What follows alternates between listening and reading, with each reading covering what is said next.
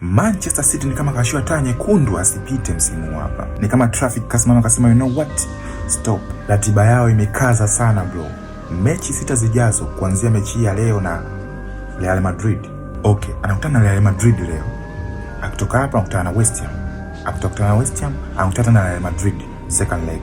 Akitoka na Madrid anakutana na Arsenal. Akitoka kwa Arsenal anaenda kwa Liverpool.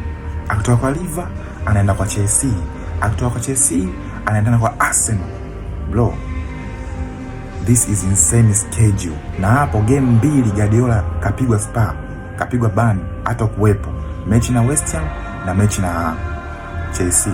Kumbuka kwamba West Ham ni timu ambayo ipo kule inashuka daraja msimu hapa. Ipo chini, nafasi za chini. So I don't expect kwamba West Ham ana uwezo wa kualau kwamba akafungwa hii mechi. Atakaza ili aweze kupata point ya kujikwamua kutoka kule chini. So hiyo ni big match kwangu mimi.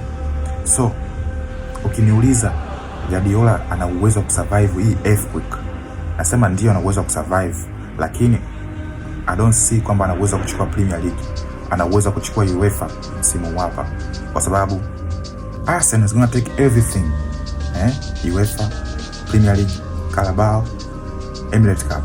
So sioni kama kuna nafasi Manchester City msimu hapa ana uwezo wa kuondoka na kombe hata moja. So I say sorry to Pep Guardiola na squad lake. Arsenal msimu huu tumejipata. Kwa wale ambao wanatufikiria sisi ni Netflix, always wait for next season.